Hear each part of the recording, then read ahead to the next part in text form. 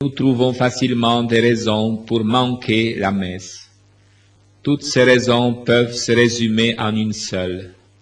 Dieu n'est pas le premier servi dans notre vie. D'autres valeurs ont pris la place de Dieu et il n'y a plus de temps pour lui. Quand Dieu n'est pas au centre de la vie humaine, on les remplace par autre chose. On a du temps et des forces pour nos idoles. Tout le reste, et surtout les religieux, perd de sa valeur. Quand l'argent a pris la première place et quand l'amour est remplacé par le pouvoir, la célébrité ou l'égoïsme de toutes sortes, alors non seulement on n'a plus le temps pour la prière, mais Dieu est tout à fait exclu. C'est de ce danger dont nous parle la Vierge. On se trompe soi-même quand on ne se nourrit pas spirituellement en trouvant l'excuse dans le travail et le manque de temps. Cette duperie amène l'homme et la femme au découragement spirituel, autrement dit à l'état où ils ne peuvent ni aimer, ni pardonner, ni être charitables, donc non en mesure d'accepter et de respecter la vie. Travailler sur soi-même. Toute rencontre avec Dieu doit être pour nous un appel au changement. Dieu nous aime tels que nous sommes et sans condition. L'amour comporte en lui-même un profond désir de ressembler à l'être aimé et de devenir de jour en jour semblable à lui. L'amour de Dieu pour nous met dans notre âme le désir de lui ressembler et de grandir continuellement en amour, en sainteté, charité et pardon, afin d'être disponible à coopérer avec lui. Ce besoin de croire à l'image de Dieu est caché au plus profond de notre être. Cet appel à l'élévation personnelle qui provient de l'amour suscite en nous le désir de répondre par l'amour. La plus grande injustice que l'homme se fait à lui-même est la négligence de travailler à son propre bien spirituel. Comment inciter les fidèles à mieux participer à la Sainte Messe pour que cela porte plus de fruits? Comment leur faire prendre conscience que la messe est leur affaire et non celle du curé? La règle de toute éducation et de toute expérience vécue dans l'acceptation nous dit « Pour autant que l'on s'engage davantage, on comprend mieux les événements de la vie et on les accepte plus facilement. On se rend compte qu'ils nous appartiennent. La peine qu'on s'est donnée nous les rend plus intimes, plus beaux, et on les prend avec plus de responsabilité. Il y en a qui pensent que la messe, c'est l'affaire du curé, que de lui dépend la façon dont nous allons la vivre et la ressentir en tant que participant engagé ou élève qui écoute son maître et fait ses devoirs. Il est toujours facile de trouver des coupables. Mais l'esprit des messages que la Vierge nous donne n'est pas de les rechercher. Au contraire, en tâchant de contribuer davantage à ce que la messe soit un événement de joie profonde dans notre propre vie, toute la communauté en profitera. Elle deviendra notre engagement à tous. Au fur et à mesure que notre foi augmente, grandit en nous la vie spirituelle dans la charité. Progressivement, les problèmes se résolvent et la messe devient une rencontre véritable de joie avec Dieu. Il serait certainement bon et utile d'enrichir les parties de la messe par des symboles et des expressions différentes se basant sur la foi et la prière. La liturgie de la Sainte Messe est parfois routinière, usée, sans âme. Il lui manque l'apport personnel de l'officiant et des fidèles. Quand des jeunes chrétiens de l'Église africaine assistent pour la première fois à notre liturgie en Europe occidentale, ils sont désagréablement surpris. D'abord par la rapidité du culte, mais surtout par le manque d'expression dans ces rencontres liturgiques.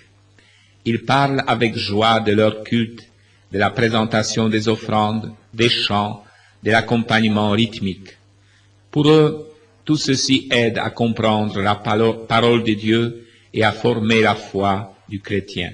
Par exemple, quand l'officiant annonce l'Évangile, on entend dans la communauté des exultations parce que Dieu parle à son peuple et il se réjouit. Pour que la foi puisse se manifester, il faut être ouvert au Saint-Esprit. Cela vaut non seulement pour l'officiant qui préside, mais aussi pour toute l'assemblée qui se réunit autour de lui. La liturgie en elle-même est la rencontre avec Dieu et la rencontre de la communauté tout entière. Avec un peu d'amour et d'imagination, la charité est ingénieuse, l'effort peut produire beaucoup de fruits et faire de la messe une expérience du Dieu vivant, véritable, unique, saint, miséricordieux, juste, guérisseur et sauveur. Quoi faire avec ceux qui viennent?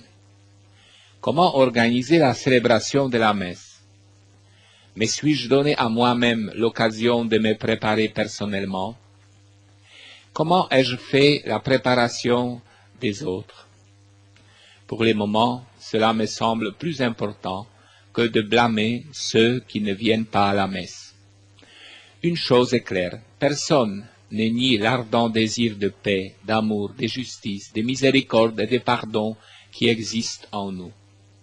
Au moment où nos rencontres avec le Christ dans les sacrifices de la messe deviendront joyeuses, remplies d'amour mutuel et d'amour commun envers le Christ, les sentiments de gratitude véritable des uns envers les autres et de tous envers le Christ commencera à se manifester.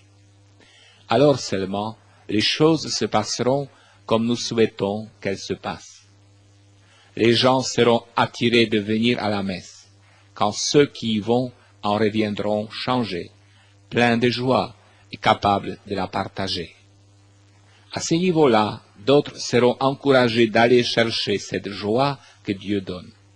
Les personnes profondément transformées par la messe encouragent, par leurs attitudes de pardon réciproque, l'assistance à la messe. Ceux qu'on ne voit plus à la messe n'ont pas nécessairement renoncé à Dieu, à ses promesses et à ses dons. Ils se sont distancés temporairement de leur communauté qui leur donne l'impression de célébrer la fête, mais en réalité ne la célèbre pas, qui fait semblant de pardonner, mais ne pardonne pas, et de chercher le royaume de Dieu tout en restant dans l'angoisse, le désordre et les ténèbres. Le temps de la préparation. Notre journée, ou toute notre semaine, devrait se dérouler en vue de la préparation consciencieuse de notre rencontre vitale avec le Christ. Ce Christ désireux de collaborer avec nous, afin de nous rendre capables de collaborer avec lui. Si du fond du cœur, on cherche cette rencontre, alors nos succès ou nos insuccès, nos joies ou nos tristesses, nos échecs, ainsi que nos péchés, nous aideront d'une certaine façon à nous préparer à sa rencontre. À Medjugorje, la véritable préparation a lieu avant la messe du soir par la récitation du chapelet, l'invocation au Saint-Esprit, les chants des litanies de la Vierge. La Vierge demande la préparation, et dans le cas de Medjugorje, elle s'organise de la façon la plus simple pour plusieurs raisons. L'une d'elles est la présence des pèlerins de divers points du monde. La récitation du chapelet est abordable même quand on ne comprend pas la langue. Entrecoupée des chants courts, elle permet à chacun de vaincre doucement et sûrement la distraction quotidienne, de se recueillir et de se reposer pour accueillir le Christ au fond de son âme et préparer sa rencontre avec lui. Le chapelet crée une relation d'amitié entre Jésus, Marie et nous. Nous contemplons leur vie de foi, autant dans les exemples de joie que dans ceux de la douleur et de la gloire. À Medjugorje, cette préparation dure 1 heure. Toutefois, si l'on ne peut trouver du temps avant la messe, elle ne doit pas faire défaut. En voiture, à pied, en compagnie de la famille ou des amis, en allant vers l'église on peut prier et se préparer. Il faut laisser de côté toutes les autres conversations et prier. Nombreuses sont les intentions et les grâces pour lesquelles nous pouvons prier. L'amour envers Jésus et sa parole, la foi en sa présence dans l'Eucharistie, de même que la prière au Saint-Esprit pour nous, pour ceux qui viennent à la messe et pour les prêtres qui se préparent à célébrer la messe. Il serait bon aussi de prier pour la lumière intérieure, afin de discerner les obstacles et les attraits de ce monde qui nous empêchent d'aller droit à la rencontre avec Dieu. De même, il est bon de prier pour la guérison des cicatrices restées dans notre âme, à cause de nos péchés personnels, des péchés des autres contre nous, et vice-versa. Nous entrerons dans les mystères de la liturgie chrétienne. Nous serons instruits à la Sainte Messe en tant que sacrifice non sanglant de Jésus. C'est le don le plus précieux offert à l'être humain. Il faut nous mettre en face de ce miracle extraordinaire de l'amour de Dieu, le Père, qui nous a aimés infiniment avant même la création. Car peut-on imaginer des plus grands biens que celui de Dieu lui-même, qui, sous les apparences du pain et du vin, se donne à l'homme? Dieu lui-même pouvait-il faire de plus grands miracles que de transformer le pain en son corps et le vin en son sang, pour rassasier et nourrir l'âme de ses enfants? Nous sommes encouragés à rejoindre la table du Seigneur. C'est lui-même qui nous invite à son banquet. Pensons à cela de façon simple et directe. Laissons-nous inspirer par la parole de Dieu, source de vie. Les auditeurs et auditrices qui suivront attentivement cet enseignement inspiré par la foi découvriront des trésors cachés dans nos rencontres à l'antenne. Ces choses-là doivent être dites et proclamées à la lumière du jour pour nous éclairer et ceux qui nous entourent. Il peut nous arriver de rester surpris en découvrant notre propre indifférence devant ce banquet sublime de l'amour de Dieu, la Sainte Messe. La Sainte Messe n'est pas une pièce de théâtre à laquelle on assiste sans préparation spéciale. Après une représentation théâtrale, on ne vit pas nécessairement une transformation intérieure profonde. Par contre, il nous faut nous préparer pour vivre la rencontre avec le Dieu vivant, et la transformation se fera sentir progressivement. Un éminent artiste croate de théâtre a déclaré qu'il abandonnerait sa profession s'il savait que son public quitterait la salle avec la même indifférence qu'un bon nombre de fidèles quittent l'église après la messe dominicale. C'est une remarque qui devrait nous inciter à la réflexion. Célébrer la messe, participer au sacrifice eucharistique ne signifie rien d'autre que d'être à la plus belle école de la vie. C'est là qu'on y apprend comment vivre et comment mourir, pour y découvrir le sens de la vie et de la mort. On y apprend également l'amitié et l'amour qui donnent à l'être humain la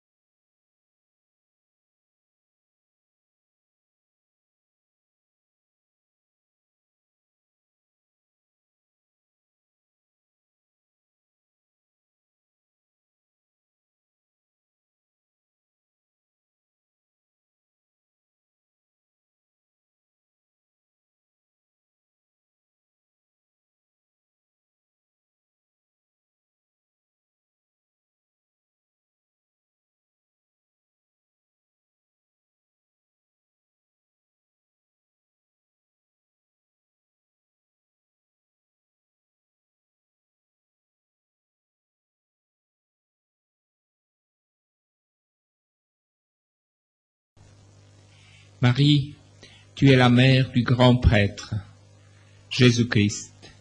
Par la réponse que tu as donnée à l'Annonciation, voici la servante du Seigneur, Jésus le Verbe s'est fait chair et commença son séjour eucharistique parmi nous.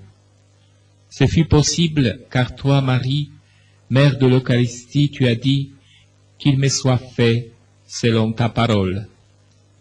À présent, Mère, je me donne et me consacre entièrement à toi, tel un enfant à sa mère, comme Jésus s'est donné entièrement à toi.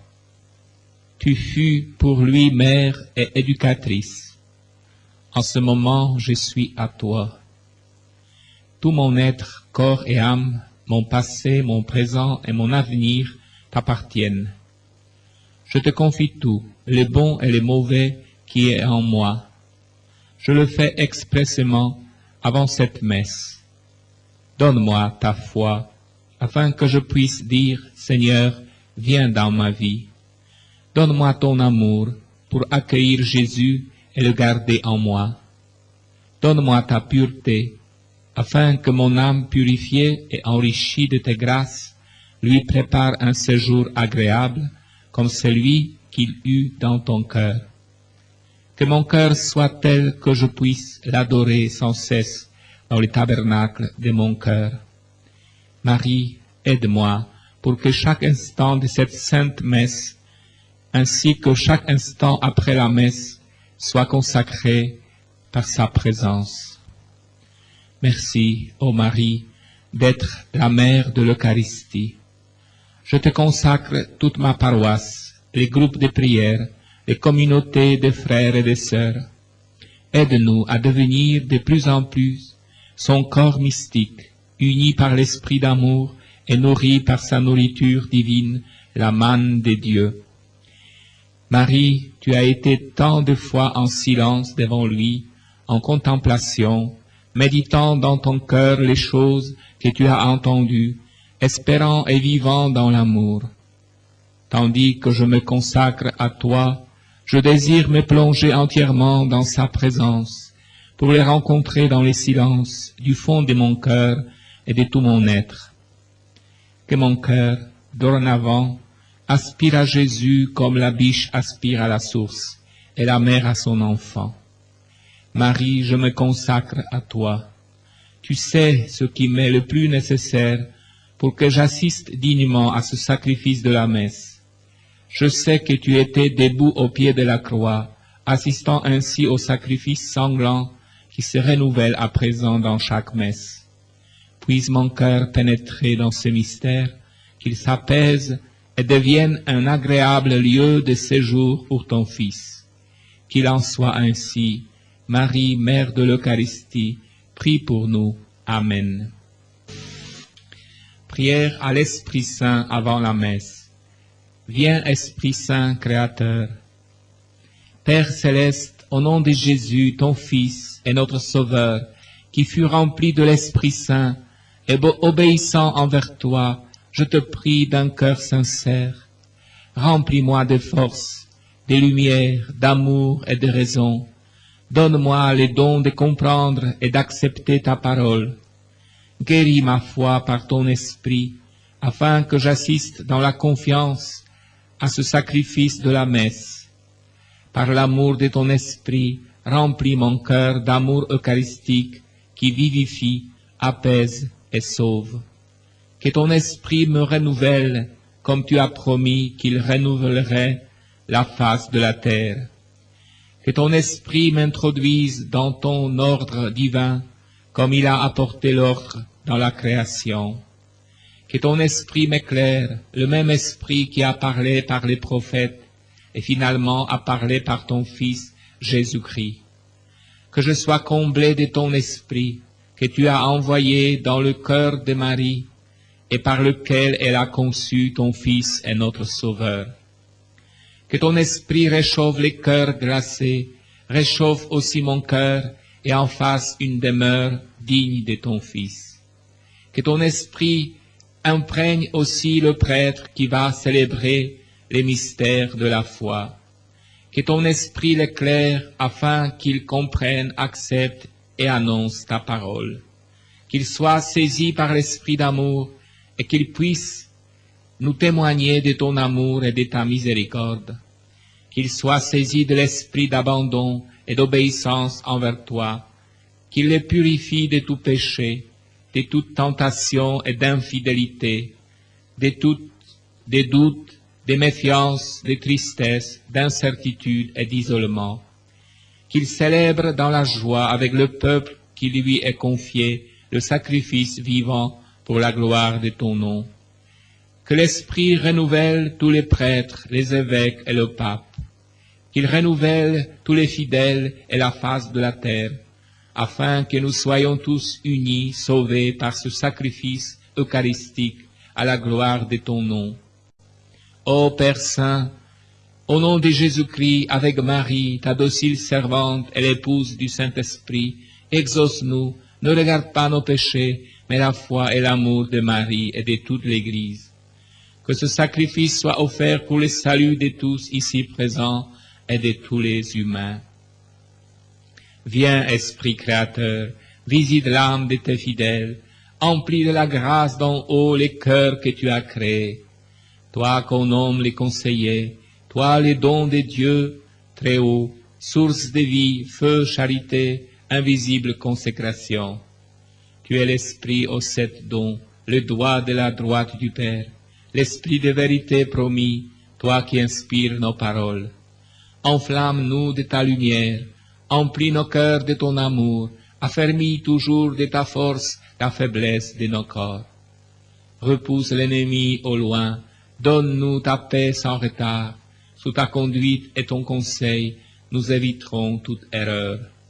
Fais-nous connaître Dieu le Père, révèle-nous les Fils, et toi leur commun esprit, fais-nous toujours croire en toi. Esprit de lumière et d'amour, souffle puissant du Très-Haut, source de tous les dons, guéris ce qui est blessé, lave ce qui est souillé, rends droit ce qui est faussé. Dans la peine soit le repos, dans la fièvre la fraîcheur, la consolation dans les larmes.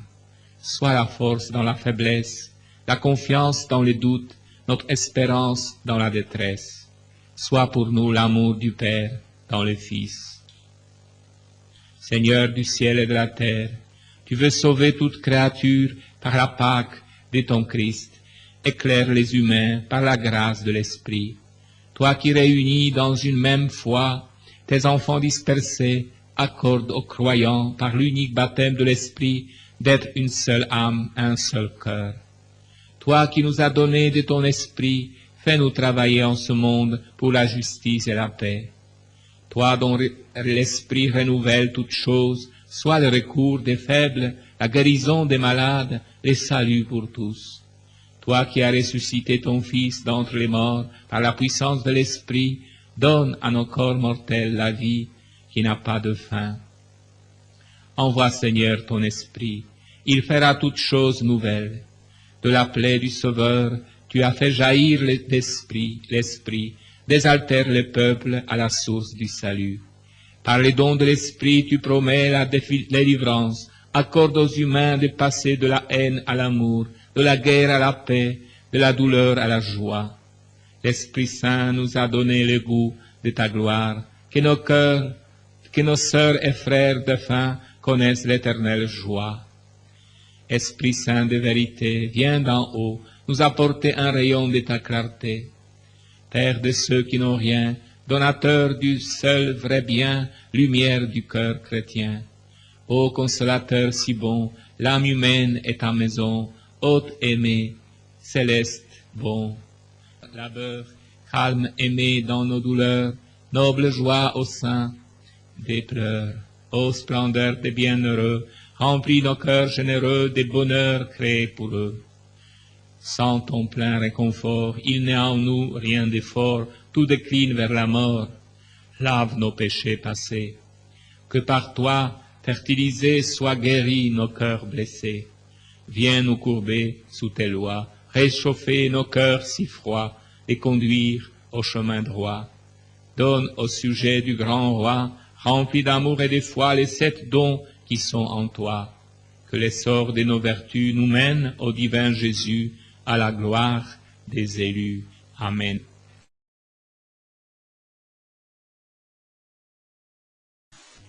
Marie, la mère du Christ, la mère du grand prêtre, est la mère de l'Eucharistie. Elle sait ce que signifie pour nous tous d'être avec Jésus, à sa présence réelle dans l'Eucharistie. C'est pour cela qu'elle nous y invite, que la messe soit vie pour nous, et que la vie soit messe pour nous. Elle nous demande de jeûner pour découvrir le vrai pain divin descendu du ciel. C'est pourquoi elle nous demande de nous préparer à la Sainte Messe et de lui donner la priorité devant toutes nos prières. De plus, elle nous incite fortement à l'adoration de l'Eucharistie, de Jésus qui est présent réellement dans l'Eucharistie. Adorer signifie être avec Jésus, demeurer avec lui, et de jour en jour pénétrer davantage le mystère de la présence de Dieu dans le monde.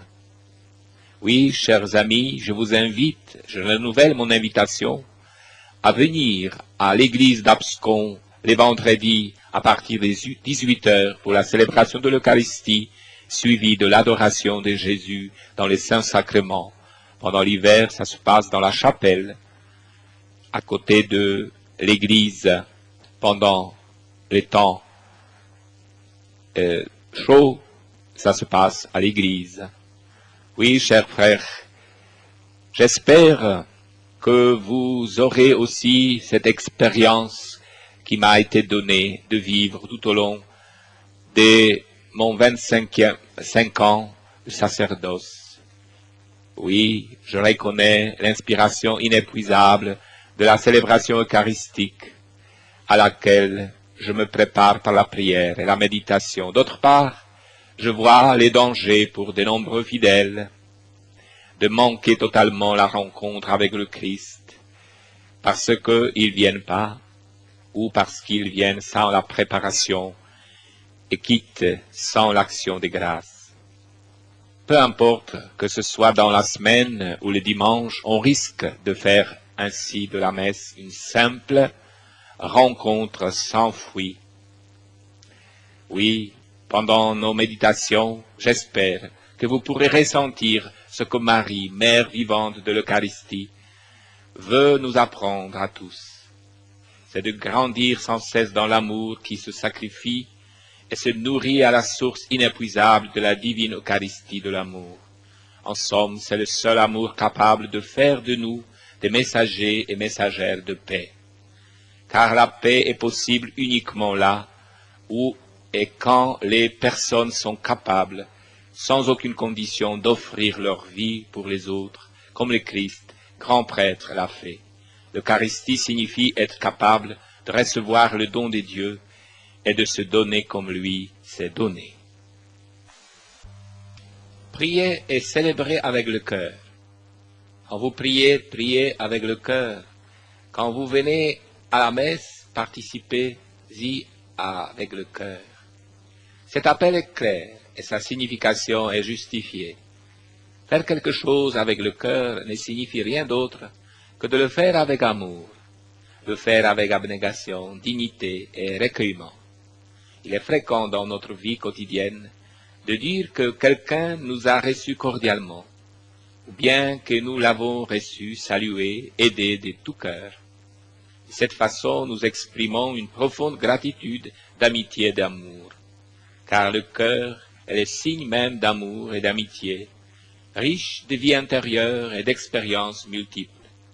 Prier et célébrer avec le cœur signifie donc le faire avec amour, sans pression, de bon cœur.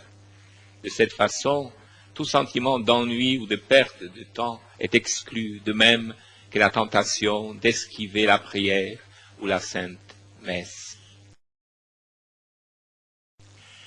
Marie, docile à la loi, tu es allée au temple avec ton époux Joseph, et tu as présenté ton enfant, ton fils unique. Tu as offert la première victime du Nouveau Testament pour le salut du monde. Tu l'as offerte avec amour et dévouement. Merci, ô Marie, tandis que je me prépare à cette rencontre avec le Seigneur à la messe, dans ce temple avec toi je prie le Seigneur pour le prêtre qui célébrera la messe. Je rends grâce pour sa vocation dont le Seigneur l'a doué et que lui, si je connais le nom du prêtre, je le mentionne, a accepté. Seigneur, je te prie, aie pitié de ce prêtre. Donne-lui ton Esprit Saint, qu'il puisse célébrer la messe avec amour. Inspire-le, que son cœur soit prêt pour cette rencontre avec toi, afin qu'il puisse avec amour annoncer la bonne nouvelle et l'expliquer par la force de l'Esprit. Que la parole qui lui est confiée trouve sa place dans son cœur et apporte du fruit dans sa vie. Je te prie pour tous les prêtres du monde, qu'ils servent au mystère de la foi avec beaucoup d'amour. Je sais que nombre d'entre eux ont des difficultés, sont malades ou pauvres, se sentent isolés. Marie, avec toi, je les offre au Seigneur, qu'il les guérisse, qu'il les comble de son amour, que Dieu soit avec eux pour qu'ils ne soient plus seuls. Tout particulièrement, je te recommande les prêtres qui ont perdu l'amour envers les mystères de la foi, non plus des ferveurs pour célébrer le sacrifice eucharistique, ne crois pas pleinement que ton Fils est présent, corps et âme, sous les apparences du pain et du vin. Ils communient à la légère, non la volonté ni le temps de vivre une vie spirituelle plus intense. J'offre avec toi, Marie, tous ceux qui ont entendu l'appel et sont sur la voie du sacerdoce. Que par la grâce de l'Esprit Saint, ils grandissent dans l'amour de l'Eucharistie, qu'ils puissent un jour, avec amour et ferveur, ainsi que tu les fis jadis dans le temple, célébrer le sacrifice de la messe, être des joyeux diffuseurs des mystères divins. Au temple, Siméon et Anne, les serviteurs de Dieu, ont reconnu dans tes bras les sauveurs du monde. Ils ont rendu grâce à Dieu, et le vieillard Siméon a chanté son hymne. Maintenant, souverain maître, tu peux, selon ta parole, laisser ton serviteur s'en aller en paix, car mes yeux ont vu ton salut, que tu as préparé à la face de tous les peuples, lumière, pour éclairer les nations et gloire de ton peuple d'Israël. Marie, j'inclus dans ma prière et ma préparation à la Sainte Messe toutes les personnes âgées ou malades qui désirent y participer, mais en sont empêchées pour cause de vieillesse ou de maladie. Qu'à cet instant, elles soient capables d'offrir à Dieu leur croix et leur maladie, et les unir à ce sacrifice pour leur salut et celui du monde. Je t'offre aussi ceux qui pourraient venir à la messe, mais ont perdu la foi et ne viennent pas. Enfin, je t'offre tous ceux qui n'ont jamais connu ni entendu le divin miracle de l'amour eucharistique. Le mystère de Jésus retrouvé au temple. Ô Marie, tu élevais ton Fils unique avec ton époux Joseph. Vous viviez en famille, d'après la loi divine, en priant, jeûnant, gardant les sabbats et observant les règles de la loi. Avec l'enfant âgé de 12 ans, vous êtes allés en pèlerinage à Jérusalem pour accomplir la loi. Dans ce pèlerinage, vous avez eu une grande contrariété. Pendant 3 jours, avec tristesse, vous avez cherché Jésus, et votre joie fut grande lorsque vous l'avez trouvé dans le temple. Tout ce que tu as entendu de lui dans le temple, tu ne l'as pas compris, mais tu l'as gardé dans ton cœur. Marie, tu désires que la messe soit pour nous une joyeuse rencontre avec le Seigneur, le Dieu vivant. Me voici, Marie, dans le temple où habite le Dieu fait homme, ton Fils notre Seigneur. Je désire le trouver ici, les rencontrer de nouveau et garder dans mon cœur les paroles qu'il me dira. Que ma tristesse et mon hésitation s'échangent en joie et certitude dans l'offrande entière à Dieu. Que cette rencontre change ma vie.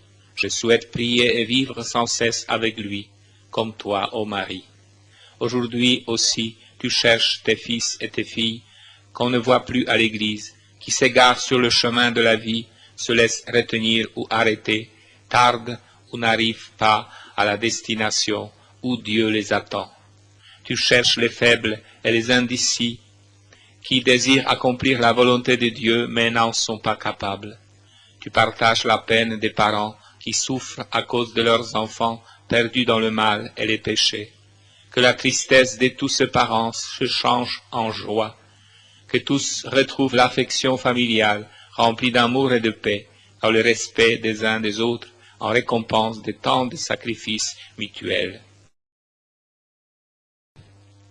Bon nombre des fidèles assistent à la messe seulement le dimanche, donc une seule rencontre hebdomadaire avec le Christ dans les sacrifices de la messe. À chaque fois, une préparation est nécessaire. À la Sainte Messe, Dieu nous parle à travers la lecture des Écritures saintes. Le Christ se sacrifie pour nous sur l'autel, se fait présent dans le pain et s'offre à nous dans la communion. La communion est la rencontre mystique de l'âme et du corps avec Dieu caché. C'est pourquoi l'âme et le corps doivent être prêts, ressentir cette présence enveloppée dans les apparences simples du pain et du vin, et être à l'écoute du divin silence dans lequel Dieu désire nous parler et nous guérir. Dans tous les cas, il s'agit de la rencontre avec Dieu vivant par Jésus-Christ. Le Christ est sans cesse et avec le même amour, prêt à nous rencontrer et nous rendre heureux. La rencontre se réalise au moment où les deux personnes se recherchent. Toutes les deux doivent être sur la même longueur d'onde pour se comprendre. Toutes les deux doivent être ouvertes dans l'amour de l'un pour l'autre. Si cela fait défaut, il n'y a pas de rencontre. La préparation de la rencontre avec le Christ se fait dans la prière, par la lecture de l'Évangile et par les bonnes actions qui nous rendent plus conscients de la possibilité de collaborer avec lui. Mais si cette conscience fait défaut et que le fidèle ne vit toute la semaine que pour travailler, courir, peiner, et que, tiraillé de tous côtés, il ne prie ni ne lit l'Évangile, alors la rencontre dominicale le dépasse. Même avec la meilleure volonté du monde, un tel fidèle ne peut réaliser sa rencontre avec le Dieu vivant, entendre sa parole et reconnaître sa volonté. Dans ce cas, le fidèle reste inaccessible à ce qui se passe à la messe et hors de l'événement. De nombreux fidèles vont régulièrement à la messe, mais rien ne change dans leur vie. Il y a eu si peu de fruits résultant du sacrifice de la messe qu'eux-mêmes ne savent plus pourquoi ils y vont. De là l'expression pharisaïque que les gens ont plus à cœur de satisfaire la loi et d'être à la messe que de se demander comment participerai-je à ma rencontre avec le Christ et que dois-je faire pour que chacune d'elles me rende toujours plus heureux. Plusieurs viennent à la messe sans aucune préparation, arrivent au dernier moment quand la messe est déjà en cours. Un tel croyant, pas prêt pour entrer dans le mystère de la présence de Dieu dans la messe, est exposé au grand danger de trouver la messe longue et ennuyeuse. L'officiant, les sermons, les chants, rien n'est à son goût. Pour les mêmes raisons, il sort vite de l'église dès la bénédiction. Aussitôt sorti, il a le temps de s'attarder avec des connaissances, de bavarder et de flâner. Il est bien rare que l'on échange des réflexions que la parole de Dieu a éveillées en nous. Si donc le fidèle continue à être à la messe de cette façon, il satisfait à la loi, mais il ne se passe rien en lui. Nous nous demandons avec raison pourquoi cette loi existe-t-elle. Prier avec le cœur ou célébrer avec le cœur ne signifie nullement que nous soyons toujours disposés de façon égale. Cela dépend de notre attitude intérieure et non pas toujours de nos sentiments. Suivant les circonstances de notre vie, l'attitude peut parfois varier selon que nous sommes joyeux ou tristes. La valeur de la prière ne dépend pas de ce que nous ressentons au moment précis. Même lorsque nous avons le désir et la volonté de faire quelque chose, il nous reste à faire l'effort. Quand par exemple une mère veille toute la nuit près de son enfant malade, elle le fait certainement avec amour, sans être pour autant exempte de l'inquiétude, des soucis et de la fatigue. Au contraire, l'amour se manifeste encore plus, justement dans ces circonstances où se présentent les difficultés pour persévérer et pour agir avec amour. L'amour véritable n'est pas dirigé par les sentiments. On n'a pas le droit d'appeler cela amour. Dans la vie spirituelle, les difficultés de prier ou de célébrer la Sainte Messe peuvent être un temps d'épreuve dans lequel il faut continuer le chemin et non l'abandonner. Beaucoup ont abandonné la prière et la Sainte Messe à cause des difficultés. Au lieu de les résoudre, ils ont tout lâché. La vraie prière et la célébration avec le cœur se manifestent au premier geste. Déjà par la façon dont je salue quelqu'un, lui tends la main, lui parle, on peut découvrir à quel point je suis sincère. De même, en entrant dans l'église, par la manière dont je fais la génuflexion, les signes de la croix, la manière de m'asseoir, de me lever, de m'agenouiller, de communier, de sortir de l'église, laisse entrevoir l'amour et le respect qui me guident. La Vierge Marie désire que tout soit fait avec le cœur, c'est-à-dire avec amour. Préparez-vous à la rencontre avec le Christ. La Sainte Vierge Marie nous demande de nous préparer à la Sainte Messe. Elle nous avertit qu'il vaut mieux ne pas assister à la Sainte Messe plutôt que d'y venir sans préparation. Cette exigence peut nous paraître étrange et pour certains même nuisible. Imaginons toutes les conséquences possibles si un curé disait à ses paroissiens « Quand vous n'êtes pas prêts, ne venez pas à la Sainte Messe ». D'ailleurs, j'ai entendu parler qu'on disait « Si on n'a pas envie d'aller à la messe, mieux vaut ne pas aller ». Il ne s'agit pas d'avoir ou ne pas avoir envie.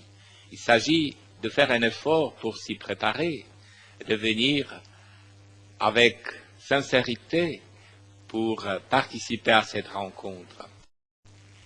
Il n'y a rien de plus salutaire, il n'y a pas de plus heureuse circonstance pour la croissance et le développement d'un enfant que de grandir dans l'ambiance de l'amour de l'Eucharistie. L'amour est nécessaire à la croissance comme le soleil à la vie. Il se donne, se reçoit et s'accepte sans condition. À l'intérieur de chacun de nous repose profondément gravé les dons de la charité, de la foi et de l'espérance. Ce don, tel une semence, désire croître et se développer. Ainsi, on réalise notre humanité et on devient l'image de Dieu, heureux d'être et de demeurer les agents de la paix. La famille et surtout les parents qui s'aiment et qui s'acceptent dans le don eucharistique de l'amour réciproque sont capables d'élever leurs enfants dans le même esprit. Or, notre expérience nous démontre que le monde actuel est plein d'égoïsme. Il y a donc absence de l'amour eucharistique.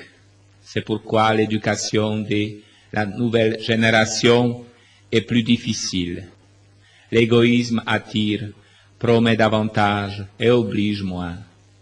Au moment où s'écroule l'image de Dieu au fond de son âme, l'être humain découvre toute sa défaite et tous ses échecs.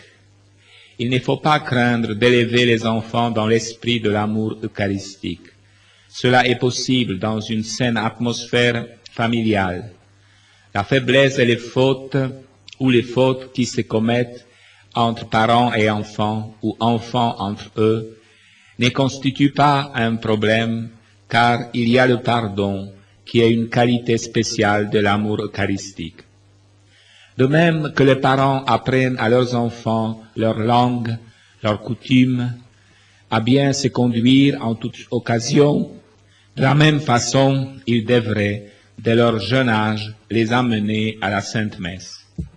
Même quand ils ne comprennent pas tout, ils peuvent grandir par l'effet de l'événement vécu. En général, les parents emmènent les enfants dans la famille ou chez les amis malgré les difficultés qui peuvent exister dans leur rapport. Pour la même raison et les mêmes intentions, il faut amener les enfants à la messe. Il reste à voir comment organiser la célébration de la messe pour que les enfants aussi y participent. Je pense qu'il ne faut pas y attacher trop d'importance, car tout ce qui est intéressant et utile aux adultes le sera aussi aux enfants plus tard. Avec plus d'amour et de responsabilité, plus de préparation consciencieuse de la part de l'officiant pour la célébration de la messe, on découvrira toujours de nouvelles solutions. Celui qui vit l'Eucharistie trouve toujours de meilleures façons, plus adéquates, pour faire comprendre tout ce qui se passe dans l'Eucharistie, tout en restant fidèle aux règles liturgiques. Prenons par exemple les parents, un père et une mère qui restent en adoration profonde, amoureuse et pieuse du Christ. Leur bon exemple s'ancrera profondément dans l'âme de l'enfant. À partir de ce fait, en grandissant, il trouvera son centre d'intérêt pour vivre et établir des contacts étroits avec Dieu et son prochain. Le petit enfant qui voit son père et sa mère aller pieusement à la communion et à la confesse, et observe les gens se réconcilier autour de lui, subit une influence positive dans la formation de tout son être. Il reste ouvert et prêt à une collaboration permanente avec Dieu. Vivre Dieu durant la messe. Au centre de la messe se trouve l'avènement de Dieu qui s'est révélé dans son Fils, incarnation de la miséricorde et du pardon. Il est rénovateur et guérisseur, celui qui révèle les grandes choses aux gens simples et ouverts. Pour mieux comprendre et pénétrer dans le mystère du pain de vie, lisons attentivement le 6e chapitre de l'évangile de Jean, où l'évangéliste nous parle de la miraculeuse multiplication des pains, mais il parle aussi du pain. Le miracle de la multiplication du pain nous inspire et nous fait mieux comprendre les paroles sur le pain. Dans l'évangile de Jean, il est écrit: après cela, Jésus s'en alla de l'autre côté de la mer de Galilée ou de Tibériade. Une grande foule les suivait, à la vue des signes qu'il opérait sur les malades. Jésus gravit la montagne et là, il s'assit avec ses disciples. Or, la Pâque, la fête des Juifs, était proche. Levant alors les yeux et voyant qu'une grande foule venait à lui, Jésus dit à Philippe: où achèterons-nous des pains pour que mangent ces gens? Il disait cela pour le mettre à l'épreuve, car lui-même savait ce qu'il allait faire. Philippe lui répondit: 200 deniers de pain ne suffisent pas pour que chacun en reçoive un petit morceau. Un des disciples, André, le frère de Simon-Pierre, lui dit: il y a ici un enfant qui a 5 pains d'orge et 2 poissons. Mais qu'est-ce que cela pour tant de monde? Jésus leur dit: faites s'étendre les gens. Il y avait beaucoup d'herbes en ce lieu. Ils s'étendirent donc au nombre d'environ 5000 hommes. Alors Jésus prit les pains et ayant rendu grâce, il les distribua aux convives, de même aussi pour les poissons, autant qu'ils en voulaient. Quand ils furent repus, il dit à ses disciples: rassemblez les morceaux en surplus, afin que rien ne soit perdu. Ils les rassemblèrent donc et remplirent 12 couffins avec les morceaux de pain d'orge restés en surplus à ceux qui avaient mangé. À la vue du signe qu'il venait de faire, les gens disaient: c'est vraiment lui le prophète qui doit venir dans le monde. Alors Jésus, se rendant compte qu'ils allaient venir s'emparer de lui pour le faire roi, s'enfuit à nouveau dans la montagne tout seul. Jésus leur répondit: en vérité, je vous le dis, vous me cherchez, non pas parce que vous avez vu des signes, mais parce que vous avez mangé du pain et avez été rassasiés. Travaillez non pour la nourriture qui se perd, mais pour la nourriture qui demeure en vie éternelle, celle que vous donnera le Fils de l'homme, car c'est lui que le Père Dieu a marqué de son sceau. Ils lui dirent alors, que devons-nous faire pour travailler aux œuvres de Dieu? Jésus leur répondit, l'œuvre de Dieu, c'est que vous croyez en celui qui l'a envoyé. Ils lui dirent alors, quel signe fais-tu donc pour qu'à sa vue nous te croyions? Quelle œuvre accomplis-tu? Nos pères ont mangé la manne dans le désert, selon ce qui est écrit, il leur a donné à manger du pain venu du ciel. Jésus leur répondit, en vérité, je vous le dis, non, ce n'est pas Moïse qui vous a donné le pain qui vient du ciel, mais c'est mon Père qui vous le donne, le pain qui vient du ciel, le vrai, car le pain de Dieu, c'est celui qui descend du ciel et donne la vie au monde. Ils lui dirent alors, Seigneur, donne-nous toujours ce pain-là. Jésus leur dit, je suis le pain de vie, qui vient à moi n'aura jamais faim, qui croit en moi n'aura jamais soif. Mais je vous l'ai dit, vous me voyez et vous ne croyez pas. Tout ce que me donne le Père viendra à moi, et celui qui vient à moi, je ne le rejetterai pas dehors, car je suis descendu du ciel pour faire non pas ma volonté, mais la volonté de celui qui m'a envoyé. Oh, la volonté de celui qui m'a envoyé, que je ne perde rien de tout ce qu'il m'a donné, mais que je le ressuscite au dernier jour. Oui, telle est la volonté de mon Père, que quiconque voit le Fils et croit en lui ait la vie éternelle, et que je le ressuscite au dernier jour. En vérité, je vous le dis, celui qui croit à la vie éternelle. Je suis le pain de vie.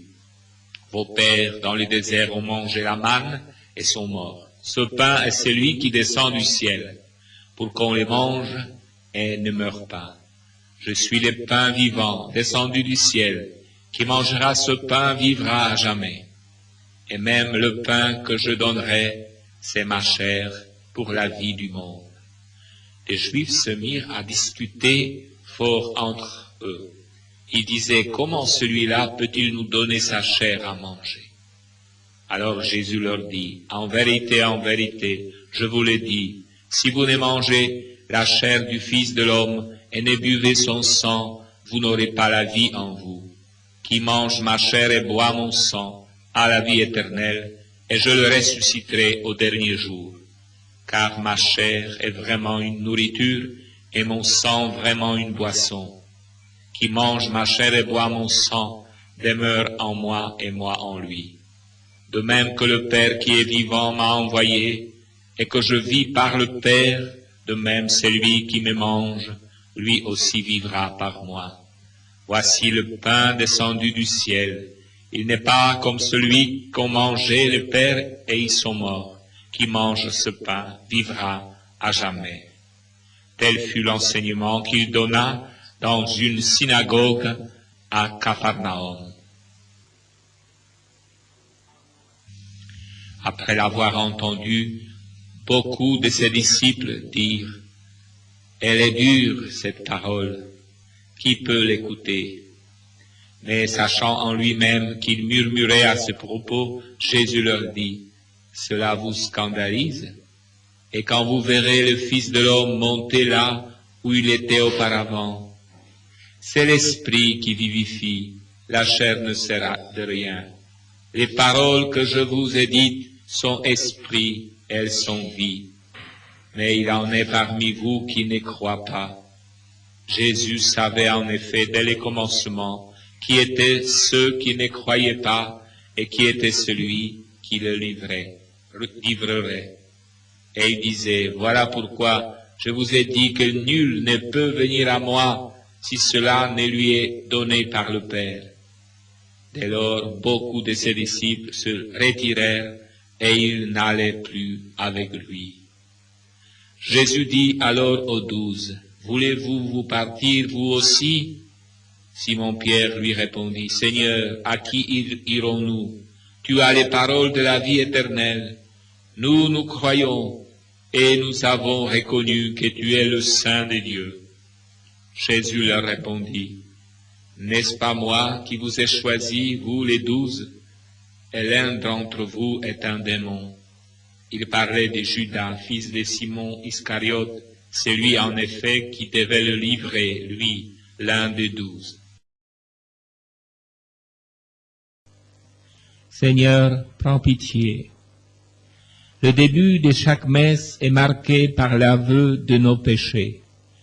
Nous prions la miséricorde de Dieu de se répandre sur notre âme pour la rémission de nos péchés, afin de participer dignement au saint sacrifice. L'aveu de notre faiblesse est en même temps la célébration de la miséricorde divine. Il nous est demandé à la messe d'avouer que nous avons péché par pensée, par parole, par action et par omission. Dieu ne nous condamne pas, mais glorifie sa miséricorde en pardonnant et en nous admettant au festin solennel de son Fils. La réconciliation, la demande du pardon comprend la paix avec Dieu et la paix avec les hommes. Pour être pardonnés, nous devons pardonner. Pour que la miséricorde nous soit faite, nous devons être miséricordieux. L'Eucharistie, la Sainte Messe, est un festin. Par conséquent, nous ne pouvons être assis à la même table à côté de quelqu'un qui ne veut pas nous pardonner ou à qui nous ne voulons pas pardonner. C'est pourquoi, au début de la messe, nous prions « Seigneur, accorde-nous ton pardon. Nous avons péché contre toi. Montre-nous ta miséricorde et nous serons sauvés. Que Dieu Tout-Puissant nous fasse miséricorde. Regrettons nos péchés. Quiconque cache dans son cœur des mauvaises pensées ou mauvaises intentions en est responsable parce qu'elles produisent des mauvais fruits. Nous sommes appelés à leur résister sans hésitation pour ne pas tomber dans le jeu du mal. Regrettons nos mauvaises paroles qui sont le fruit de nos mauvaises pensées. La mauvaise parole séduit, blesse et tue. Elle est dangereuse comme une épée à double tranchant. On y inclut aussi les paroles d'omission que nous n'avons pas eu la force, le courage, la sagesse et la présence d'esprit de faire. Tout conseil que nous n'avons pas donné, toute parole consolatrice ou édifiante que nous n'avons pas dite, sont compris dans l'omission. Tout ce que nous avons fait de mal est compris dans le repentir en vue de la préparation à la messe. Au fond de notre cœur et de notre âme, nous sommes capables de voir la différence entre une bonne ou une mauvaise action envers nous-mêmes, envers autrui, encore plus envers Dieu ou sa création. Il est plus difficile de discerner l'omission, c'est-à-dire d'avoir pu faire mieux au lieu de nous contenter de n'avoir pas fait le mal. Au moment où l'on commence à voir clairement ce qui est l'omission et qu'on est prêt à s'en repentir, on est certainement sur le vrai chemin de la vie spirituelle. Il est bon d'inclure dans les repentirs personnels les péchés de la famille, des amis, de l'Église et du monde, et demander pour eux aussi le pardon et la miséricorde divine. L'acte de contrition est un acte profondément humain et chrétien. Il doit être personnel et conscient. C'est pourquoi toute contrition superficielle est indigne du chrétien. C'est toujours un nouveau départ. Il est bon de se souvenir que le grand signe de l'amour divin, c'est le pardon divin. Il a une signification majeure. L'aveu du péché et la reconnaissance de la miséricorde de Dieu. Il serait dangereux de le transformer en un acte banal et lui enlever toute chance de progrès. Nous ne devrions pas commencer la messe s'il reste dans la communauté des personnes qui ne seraient pas prêtes à pardonner et à se repentir. Sans ces conditions, la célébration de la messe est remise en question. Le commencement de la Sainte Messe devrait se caractériser dans le cœur de tout fidèle et prêtre par un repentir sérieux, mais en même temps par la confiance sans réserve en la miséricorde de Dieu. Prière. Ô Dieu, Père miséricordieux, merci de m'attendre comme un bon Père.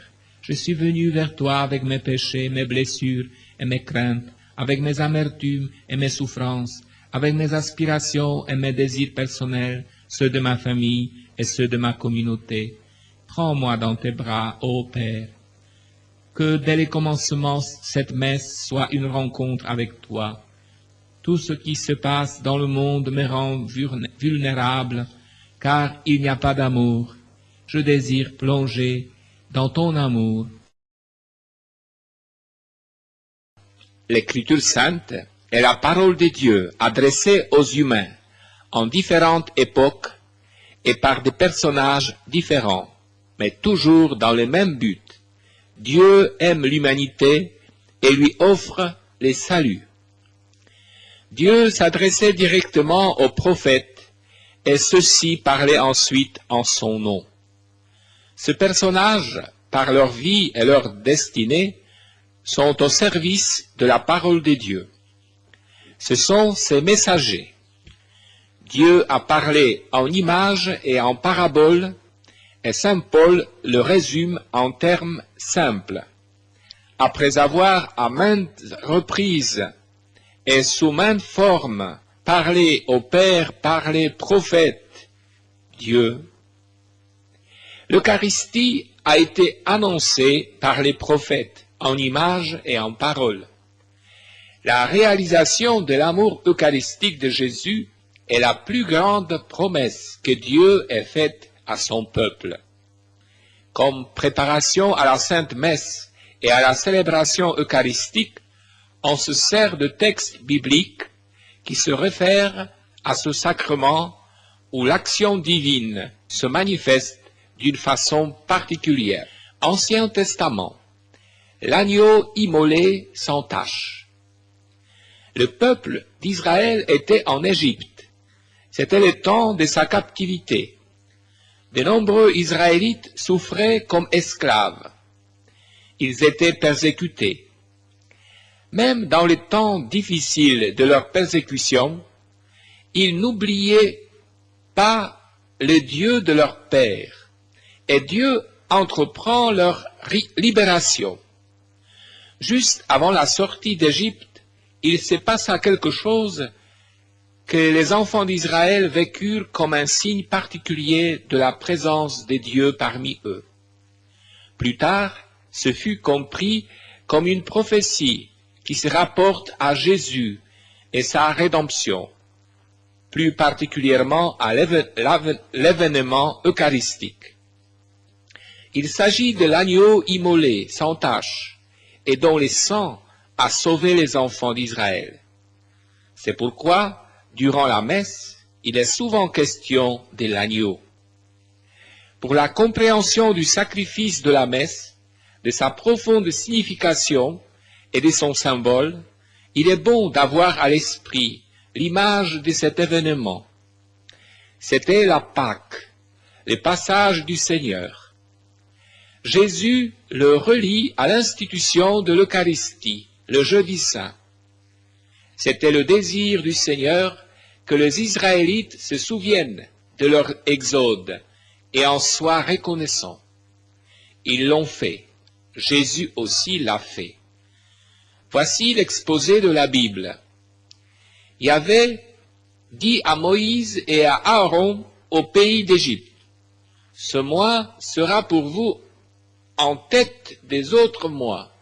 Il sera pour vous le premier mois de l'année. Parlez à toute la communauté d'Israël et dites-lui, le 10 de ce mois, que chacun prenne une tête de petit bétail par famille, une tête de petit bétail par maison. Si la maison est trop peu nombreuse, pour une tête de petit bétail, on s'associera avec son voisin les plus proches de la maison, selon le nombre de personnes. Vous choisirez la tête de petit bétail selon ce que chacun peut manger. La tête de petit bétail sera un mâle sans tare, âgé d'1 an. Vous la garderez jusqu'au 14e jour de ce mois, et toute l'assemblée de la communauté d'Israël l'égorgera au crépuscule. On prendra de son sang et on en mettra sur les 2 montants et les linteaux des maisons où on les mangera. Cette nuit-là, on mangera la chair rôtie au feu. On la mangera avec des azimes et des herbes amères. N'en mangez rien cru ni bouilli dans l'eau, mais rôti au feu, avec la tête, les pattes et les tripes. Vous n'en réserverez rien jusqu'au lendemain. Ce qu'en resterait le lendemain, vous les brûlerez au feu. C'est ainsi que vous les mangerez, vos reins sains, vos sandales aux pieds et votre bâton en main. Vous la mangerez en toute hâte. C'est une Pâque pour Yahvé. Cette nuit-là, je parcourrai l'Égypte et je frapperai tous les premiers-nés dans le pays d'Égypte, tant hommes que bêtes. Et de tous les dieux d'Égypte, je ferai justice, moi Yahvé. Le sang sera pour vous un signe sur les maisons où vous vous tenez.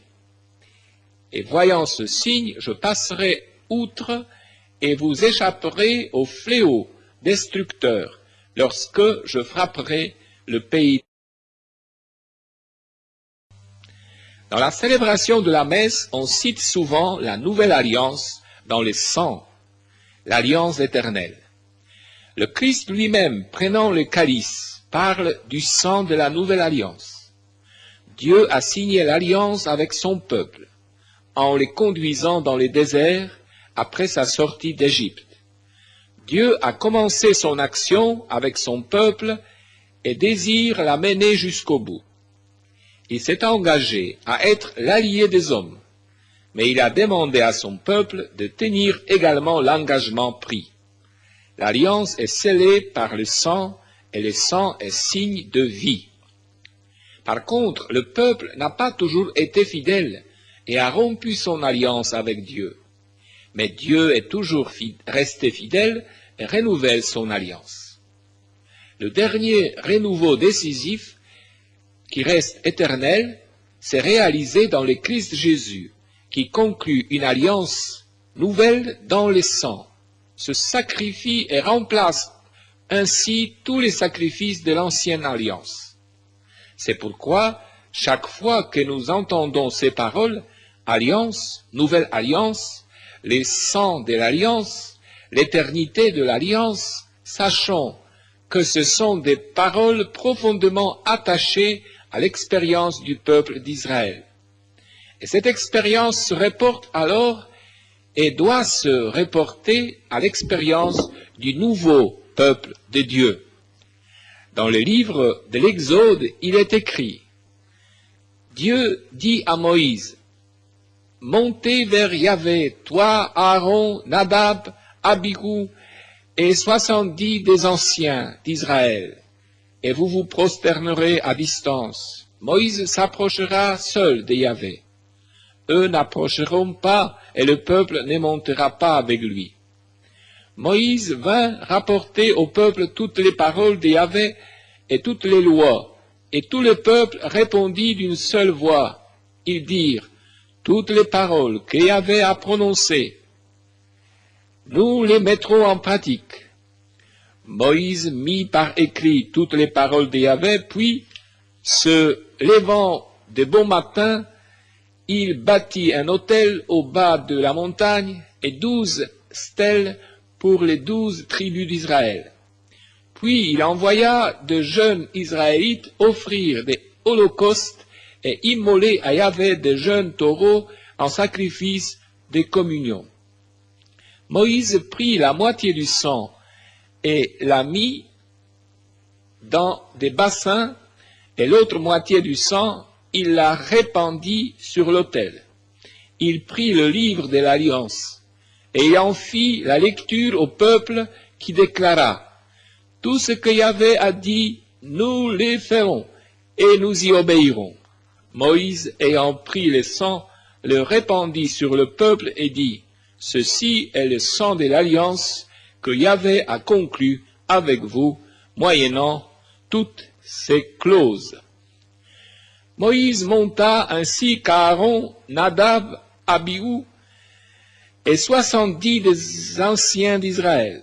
Sous ses pieds, il y avait comme un pavement de saphir aussi pur que le ciel même.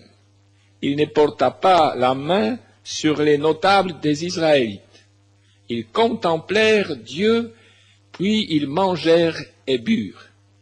Yahvé dit à Moïse, « Monte vers moi sur la montagne et demeure là, que je te donne les tables de pierre, la loi et les commandements que j'ai écrites pour leur instruction. » Moïse se leva ainsi que Josué son serviteur, et ils montèrent à la montagne des dieux.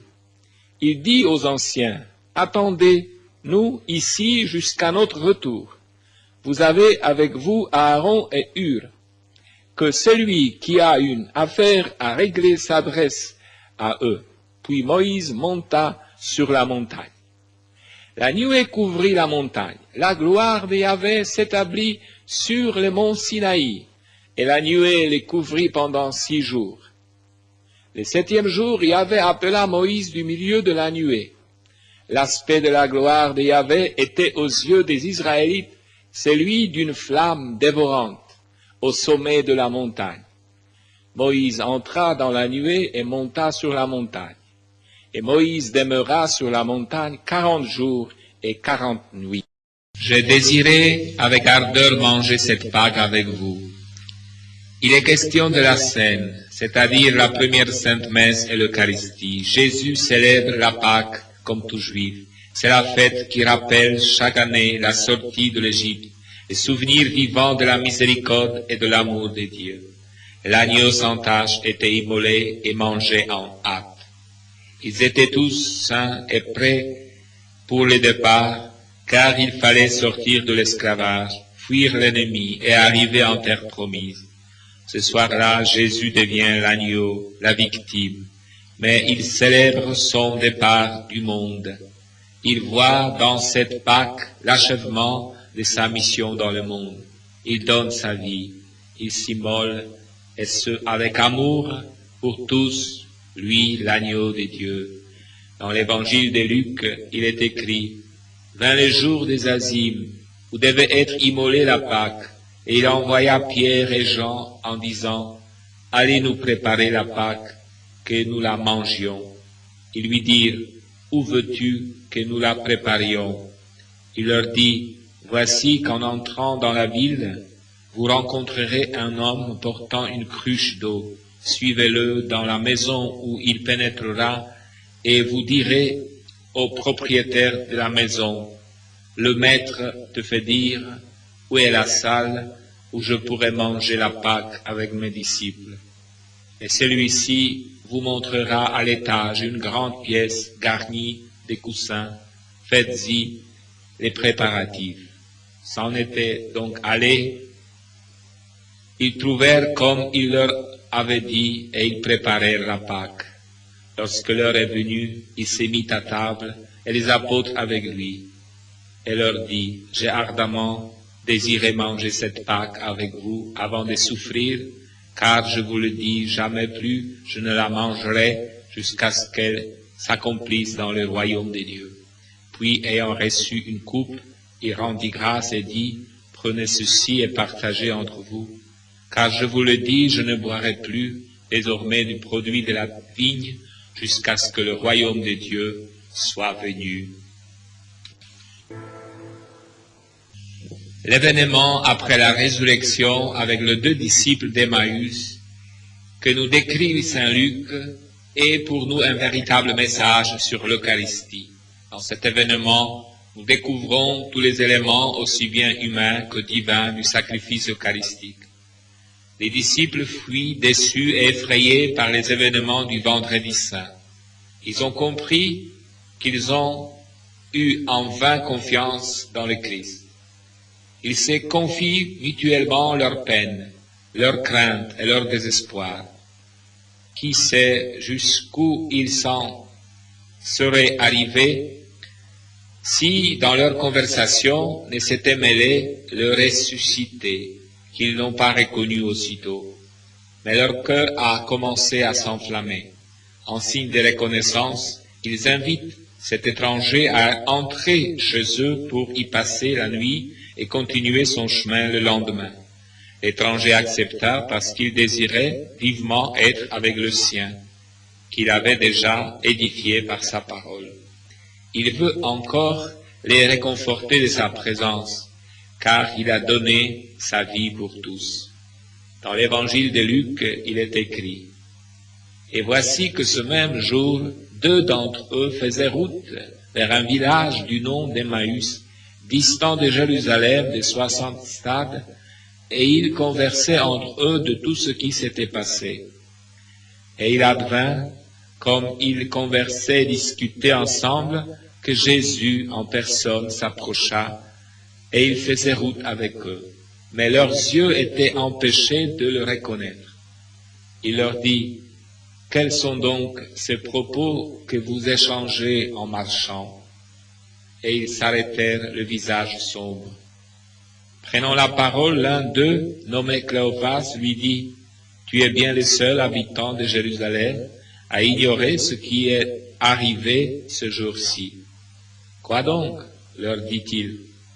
Ils lui dirent: « Ce qui concerne Jésus de Nazareth, qui s'est montré un prophète puissant en œuvre et en parole devant Dieu et devant tout le peuple, comment nos grands prêtres et nos chefs l'ont livré pour être condamné à mort et l'ont crucifié. Nous espérions, nous, que c'était lui qui allait délivrer Israël. Mais avec tout cela, voilà le 3e jour depuis que ces choses sont arrivées. Quelques femmes qui sont des nôtres nous ont, il est vrai, stupéfiés, s'étant rendues de grand matin au tombeau et n'ayant pas trouvé son corps. Elles sont revenues nous dire qu'elles ont même eu la vision d'anges qui le disent vivant. Quelques-uns des nôtres sont allés au tombeau et ils ont trouvé les choses comme les femmes avaient dit, mais lui, ils ne l'ont pas vu. Alors il leur dit: « Ô cœur sans intelligence, lent qu'ont annoncé les prophètes, ne fallait-il pas que le Christ endurât ses souffrances pour entrer dans sa gloire ?» Et commençant par Moïse et parcourant tous les prophètes, il leur interpréta dans toutes les Écritures ce qui les concernait. Quand ils furent près du village où il se rendait, il fit semblant d'aller plus loin. Mais ils le pressèrent en disant: « Reste avec nous, car le soir tombe et le jour déjà touche à son terme. » Il entra donc pour rester avec eux. Et il advint, comme il était à table avec eux, qu'il prit le pain, dit la bénédiction, puis le rompit et le leur donna. Leurs yeux s'ouvrirent et ils le reconnurent. Mais il avait disparu de devant eux. Et ils se dirent l'un à l'autre: « Notre cœur n'était-il pas tout brûlant au-dessus de parler en chemin quand il nous a expliqué les Écritures ?» À cette heure même, ils partirent et s'en retournèrent à Jérusalem. Ils trouvèrent réunis les 11 et leurs compagnons et qui dirent: « C'est bien vrai, le Seigneur est ressuscité. » Durant la Sainte Messe, on cite en divers endroits différents noms bibliques. Entre autres, on cite 2 noms particuliers, Abel et Isaac. Tous les 2 sont de façon différente l'image de ce que sera le sacrifice du Christ. Abel est le signe de la victime innocente tombée de la main meurtrière de son frère, car son frère Caïn, dans sa jalousie, était incapable d'accepter le fait que le sacrifice de son frère Abel soit mieux reçu. Il fut mieux reçu parce qu'Abel était prêt à sacrifier le meilleur de ce qu'il avait, tandis que Caïn n'en était pas capable. Dans cet événement, il est facile de reconnaître le Christ qui s'offre lui-même, et c'est le plus beau don que le Père ait pu nous faire. Mais l'envie apparaît qui a tué le Fils de Dieu. Or le Père reçoit son sacrifice et sauve le monde. Dans le livre de la Genèse, il est écrit: l'homme connut Ève, sa femme. Elle conçut et enfanta Caïn. Elle dit: j'ai acquis un homme de par Yahvé. Elle donna aussi le jour à Abel, frère de Caïn. Or Abel devint pasteur de petit bétail et Caïn cultivait le sol. Le temps passa et il advint que Caïn présenta des produits du sol en offrande à Yahvé, et qu'Abel de son côté offrit de premier-né de son troupeau, et même de leur graisse. Or Yahvé agréa Abel et son offrande, mais il n'agréa pas Caïn son offrande. Et Caïn en fut très irrité et eut le visage abattu. Yahvé dit à Caïn: pourquoi es-tu irrité et pourquoi ton visage est-il abattu? Si tu es bien disposé, ne relèveras-tu pas la tête? Mais si tu n'es pas bien disposé, le péché n'est-il pas à la porte? Une bête tapie qui te convoite, pourras-tu la dominer? Cependant Caïn dit à son frère Abel: allons dehors. Et comme ils étaient en pleine campagne, Caïn se jeta sur son frère Abel et le tua. Isaac est le fils d'Abraham, et Abraham est le père de la foi, car dans l'épreuve, il est resté fidèle à Dieu. À un certain moment, il lui est demandé de sacrifier son fils unique, alors qu'une grande prospérité lui aurait été promise. Il prend son fils et va jusqu'au bout. Au moment où tout semblait être perdu, l'obéissance d'Abraham fut récompensée. À la place du fils, il lui fut donné une victime pour le sacrifice. Là aussi, il est facile, mais aussi nécessaire de reconnaître la signification du sacrifice du Christ et les circonstances dans lesquelles on reconnaît l'amour du Père envers nous et l'obéissance de Jésus envers le Père jusqu'au sacrifice de sa propre vie. Dans la Genèse, il est écrit: après ces événements, il arriva que Dieu éprouva Abraham et lui dit: Abraham, Abraham. Il répondit: mais voici. Dieu dit: prends ton fils, ton unique, que tu chéris, Isaac, et va-t'en au pays de Moria. Et là, tu l'offriras en holocauste sur une montagne que je t'indiquerai. Abraham se leva tôt, sella son âne, et prit avec lui 2 de ses serviteurs et son fils Isaac. Il fendit le bois de l'holocauste et se mit en route pour l'endroit que Dieu lui avait dit. Le 3e jour, Abraham, levant les yeux, vit l'endroit de loin. Abraham dit à ses serviteurs: demeurez ici avec l'âne, moi et l'enfant, nous irons jusque là-bas, nous adorerons et nous reviendrons vers vous. Abraham prit le bois de l'holocauste et le chargea sur son fils Isaac. Lui-même prit en main le feu et les couteaux, et ils s'en allèrent tous deux ensemble. Isaac s'adressa à son père Abraham et dit: mon père. Il répondit: oui, mon fils. Eh bien, reprit-il, voilà le feu et le bois, mais où est l'agneau pour l'holocauste? Abraham répondit: c'est Dieu qui pourvoira à l'agneau pour l'holocauste, mon fils. Et ils s'en allèrent tous deux ensemble. Quand ils furent arrivés à l'endroit que Dieu lui avait indiqué, Abraham y éleva l'autel et disposa le bois. Puis il lia son fils et le mit sur l'autel, par-dessus le bois. Abraham étendit la main et saisit les couteaux pour immoler son fils. Mais l'ange de Yahvé l'appela du ciel et dit, « Abraham, Abraham !» Il répondit, « Me voici. » L'ange dit, « N'étends pas la main contre l'enfant, ne lui fais aucun mal. Je sais maintenant que tu crains Dieu. Tu ne m'as pas refusé ton... » Abraham leva les yeux et vit un bélier qui s'était pris par les cornes dans un buisson. Et Abraham alla prendre le bélier et l'offrit en holocauste à la place de son fils.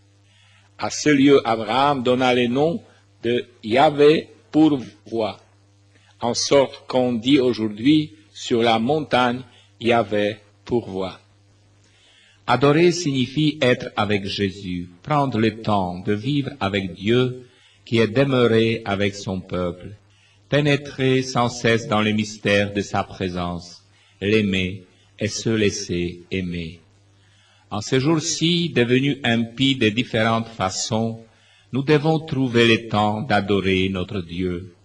C'est l'attitude la plus élevée devant sa grandeur et son amour. Max Turkakov, un des physiciens atomiques des temps modernes, a avoué dans une confession publique qu'il avait commis une grande faute en participant à la construction de la bombe atomique.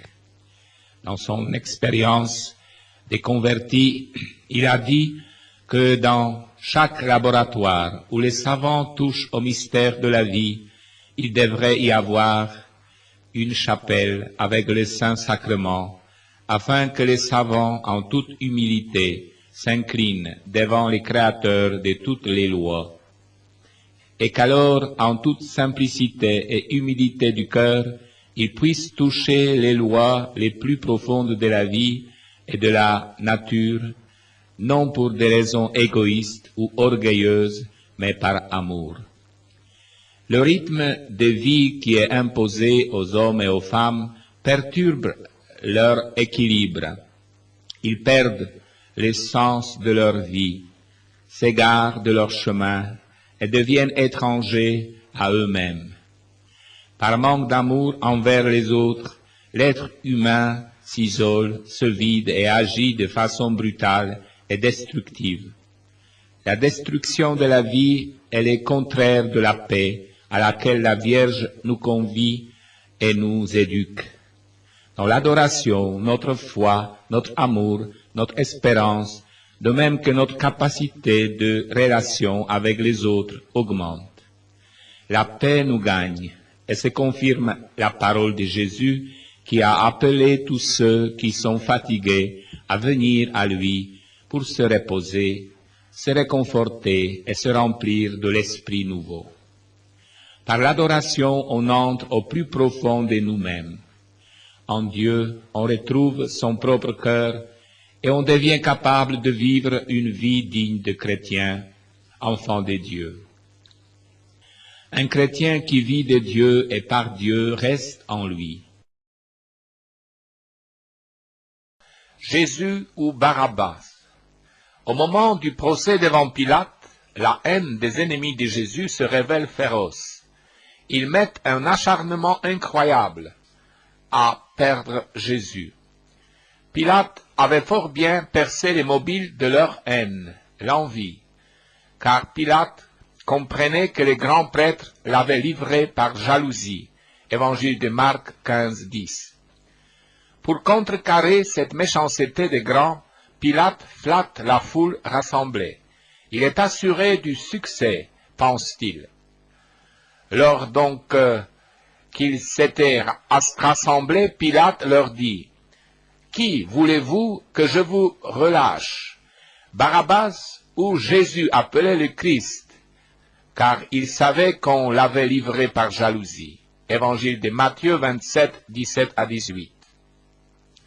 Au lieu d'user d'une saine autorité, Pilate joue en politique, la ruse plutôt que la droiture et l'autorité. Il n'aura qu'à se mordre les doigts devant l'échec. Bien sûr, Jésus pour la foule, c'est le guérisseur, la bonté, et Barabbas, les brigands des grands chemins. Mais Pilate a mal joué. Il a compté sur les princes des prêtres et les anciens. Il travaille la foule, la retourne, la force à demander la libération de Barabbas et la mort de Jésus. Et la foule, instable et versatile, marche dans leur sens. Mais les grands prêtres et les anciens persuadèrent aux foules de demander Barabbas et de faire périr Jésus. Les gouverneurs leur dirent, « Lequel des deux voulez-vous que je vous relâche ?» Ils dirent, « Barabbas. » Évangile de Matthieu 27, 20 à 21. Or, toute la foule ici rassemblée cria ensemble, « Fais périr celui et relâche-nous Barabbas. » Se voir préférer un brigand des grands chemins et être haï avec cette frénésie, vraiment. Voici l'homme. Jésus a connu la déréliction du prisonnier, jouet de la justice. Il a connu la souffrance de la torture, lorsque la pourpre lui collait à la peau et qu'elle fut arrachée, et ses vêtements frottant sur les plaies vives, au milieu des rires gras de la cohorte. Jésus ne nous explique pas le mystère de la souffrance, il la vit avec nous, avec vous, avec moi. Pilate, déjà fort intrigué, inquiet même devant l'attitude de ce prisonnier tranquille, et plus que sage dans ses réponses, face au piaillement et la rage des Juifs. Mon royaume n'est pas de ce monde. Pilate, qui l'a vu si grand et si beau, sous sa couronne d'épines, drapé dans une loque rouge, Pilate, effrayé par cette majesté douloureuse, commence à perdre la tête à la révélation de la véritable identité de Jésus. Pilate ressortit dehors, et il leur dit, « Voici que je vous l'amène dehors, pour que vous sachiez que je ne trouve en lui aucun motif de condamnation. » Jésus sortit donc dehors, portant la couronne d'épines et les manteaux de pourpre.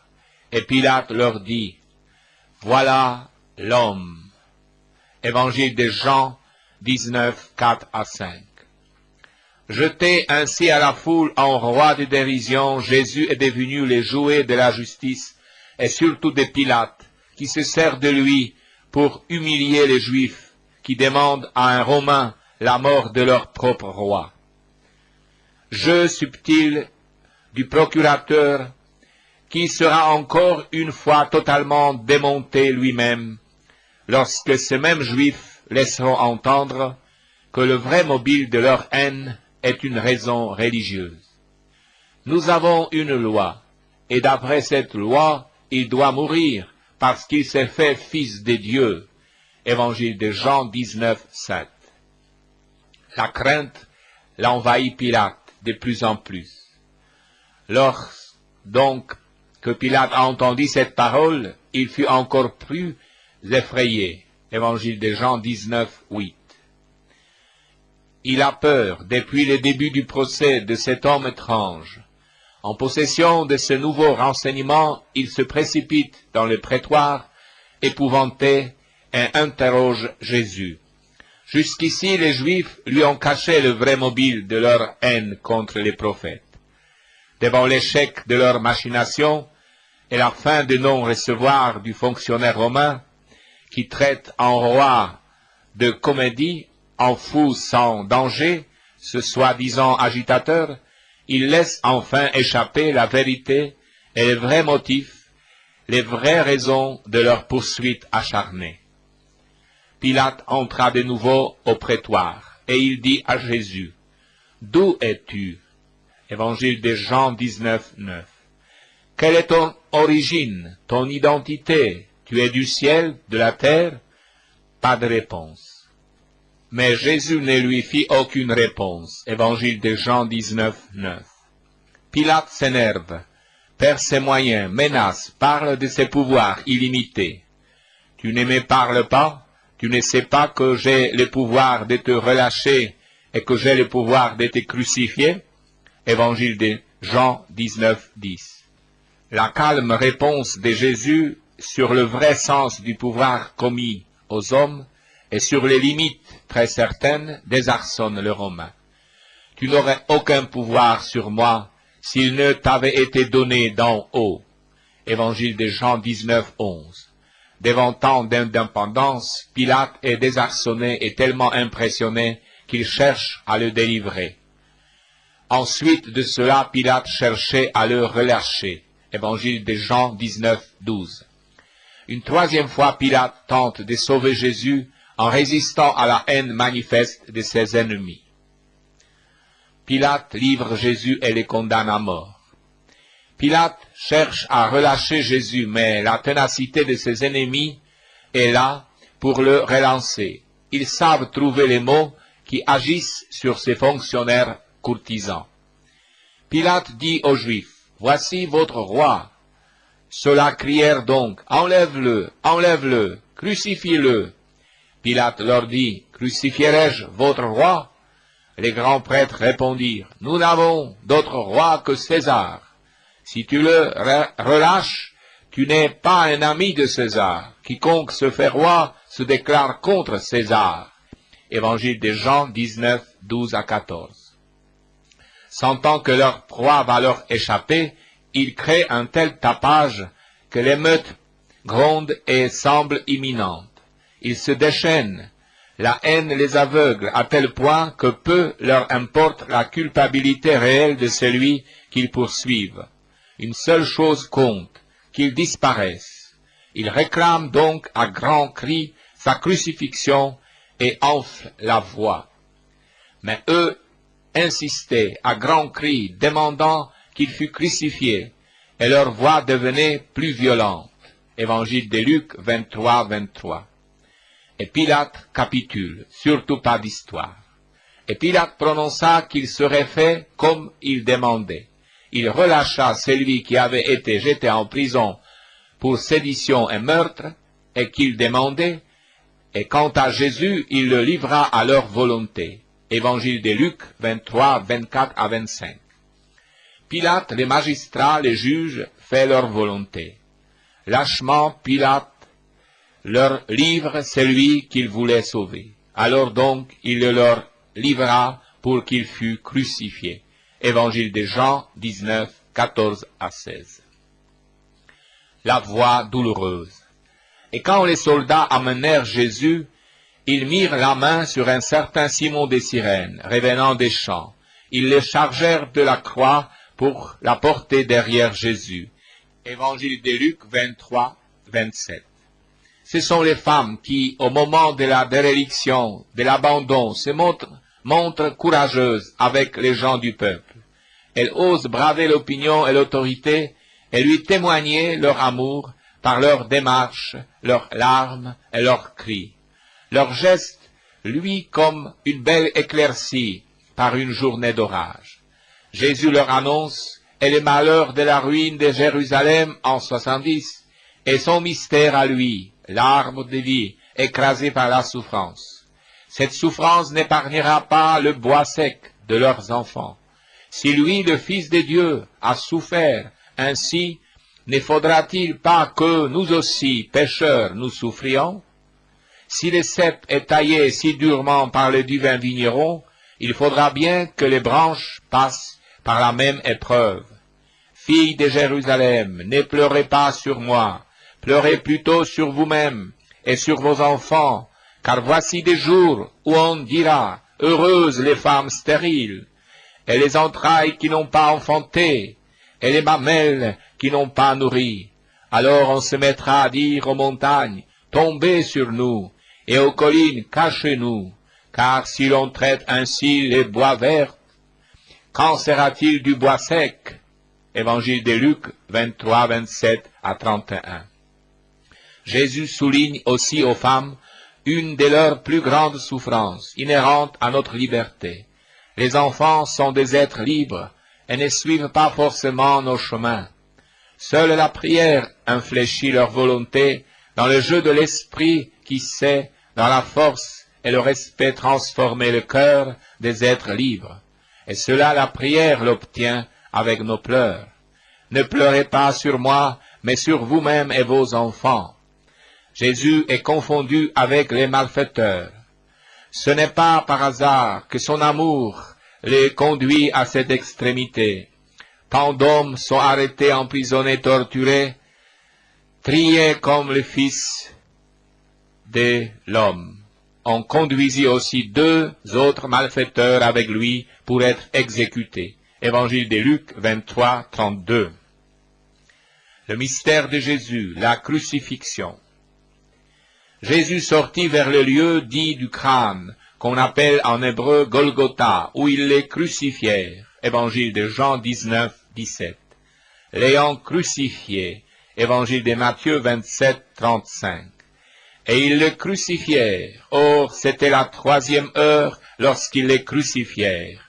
Évangile de Marc 15, 24 à 25. Et là, ils les crucifièrent. Évangile de Luc 23, 33. La mort du Fils dans la bénédiction, c'est le moment de méditer la parole des gens dans les prologues. C'était la vraie lumière, celle qui éclaire tout homme venant dans le monde, et le monde a été fait par lui, et le monde ne le connaît pas. Il vint chez les siens, et les siens ne l'accueillirent pas. Évangile de Jean 1, 9 à 11. Ils les crucifièrent entre 2 brigands. Il rejoint l'homme dans son destin le plus tragique lorsqu'il tombe aux mains de la justice humaine.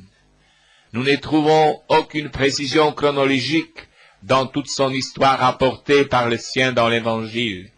Ils ne notèrent que ces paroles qui étaient si denses et si bouleversantes qu'elles éclipsèrent le reste. Cadres locaux et chronologiques sont passés inaperçus, mais sa mort produit un si grand vide dans leur vie qu'ils se prennent à compter les heures au moment de son supplice. Pour une fois, l'horaire du Christ s'inscrit dans le cœur des siens, au-delà de ses paroles. Or, c'était la 3e heure lorsqu'ils le crucifièrent. Évangile de Marc 15, 25. Étant arrivés au lieu nommé Golgotha, c'est le lieu dit du crâne, ils donnèrent à boire à Jésus du vin mêlé au fiel, aromatisé de myrrhe. Évangile de Marc. Et l'ayant goûté, il ne voulut pas en boire. Évangile de Matthieu 27, 33, 34. Il accepte la souffrance et ne veut pas s'évader de la condition humaine, telle que nous avons à la vivre. Il accepte la souffrance telle que la bêtise humaine l'impose à tant d'hommes et femmes broyés par elle, par suite de la violence. Les mystères de Jésus, l'inscription sur la croix. Il y avait aussi une inscription au-dessus de lui. Celui-ci est le roi des Juifs. Évangile de Luc 23, 38. C'est pour cela qu'il a été condamné par Pilate, sur l'accusation des princes des prêtres. C'est la seule accusation retenue par les procurateurs. Et aux Juifs qui lui dirent, « N'écris pas le roi des Juifs, mais qu'il a dit, je suis le roi des Juifs. » Pilate répondit, « Ce que j'ai écrit, je l'ai écrit. » Évangile de Jean 19, 21 à 22. C'est justement son influence extraordinaire sur le peuple que le prince des prêtres et certains pharisiens n'ont pas pu supporter. C'est l'influence de Jésus qui a irrité les tenants du pouvoir. C'est bien là la raison de sa mort. Cette royauté du Christ sur les cœurs était une réalité. Elle fut le seul motif de la haine solide vouée au Christ. Il était roi auprès du peuple juif par sa bonté, par sa parole, par sa sagesse, par sa puissance. C'était intolérable pour des princes de prêtres, des pharisiens, des docteurs de la loi, des sadducéens et des hérodiens. Ce que tous ceux-là reprochaient, c'était uniquement son emprise sur les cœurs. Il fallait l'évincer et le faire mourir, les tuer. Et ils placèrent au-dessus de sa tête les motifs écrits de sa condamnation. Celui-ci est Jésus, le roi des Juifs. Évangile de Matthieu 27, 37. Jésus sur la croix et les pardons. Or Jésus disait, Père, pardonne-leur, car ils ne savent pas ce qu'ils font. Évangile de Luc 23, 34. C'est l'impératif de la bonté et du pardon. Crucifié, Jésus ne trouve que ces mots à l'égard de ceux qui les torturent. Et pourtant, en face de la brutalité qui nous écrase, ce n'est pas notre réaction habituelle. Dans la déréliction de la croix, Dieu reste pour lui le Père qu'il a envoyé sauver les hommes, tous les hommes, même ses pires ennemis. Quand on pense à toute la colère et à la haine qui gonfle nos cœurs devant un ennemi qui abuse de sa force, et combien cela nous est naturel, on comprend combien Jésus nous dépasse de toute sa divinité. C'est vraiment dans la liberté de Dieu que nous arrivons à pardonner dans de telles circonstances. La liberté de Dieu nous libère de la haine, car seul compte la confiance dans le Père. Rien n'est décisif de ce qui vient de l'homme. Sa méchanceté elle-même n'est pas éternelle. Elle ne nous atteint que dans le temps. Jésus nous apporte surtout une espérance de pardon au-delà de toute limite. Jésus sur la croix, le partage de ses vêtements. Les soldats donc, lorsqu'ils eurent crucifié Jésus, prirent ses vêtements et en firent 4 parts, une part pour chaque soldat. Et ils prirent aussi la tunique, mais la tunique était sans couture, d'un seul tissu depuis le haut. Ils se dirent donc les uns aux autres, ne la déchirons pas, mais tirons au sort à qui elle sera. Évangile de Jean 19, 23 à 24. On devine les mains ingénieuses et maternelles qui avaient tissé cette tunique. Mais on devine aussi toute la douleur de ce fils qui se voit mourir et dont la tunique, travail de sa mère, est tirée au sort par les soldats. Cette tunique tissée d'une manière si intelligente par Marie, sans aucune couture, Marie sut s'appliquer aux travaux des mains en y apportant l'originalité que crée toujours l'amour. C'est l'art de ça dans sa pureté primitive. Jésus s'arrache et se détache de tous ses habits personnels, ainsi dépouillé de tout, comme tant homme devant la mort. Tant il prend notre condition humaine dans sa réalité pour nous ouvrir le chemin vers la vraie vie sans tricher. Jésus a voulu vivre l'angoisse de tout homme au moment où il quitte le monde matériel, cette heure où il ne lui reste que l'abandon total au Père. Sur la croix, Jésus confie sa mère à Jean et Jean à sa mère. Or, près de la croix de Jésus se tenait sa mère et la sœur de sa mère, Marie, la femme de Cléophas, et Marie Magdala. Jésus donc, voyant sa mère, et tout près, le disciple qu'il préférait dit à sa mère, « Femme, voilà ton fils. » Ensuite il dit aux disciples, « Voilà ta mère. » Et depuis cette heure-là, le disciple l'a pris chez lui. Évangile de Jean 19, 25 à 27. Les femmes amies ne l'ont pas abandonné. Une femme n'oublie jamais l'amour désintéressé qu'on lui porte, et les obstacles ne l'arrêtent guère.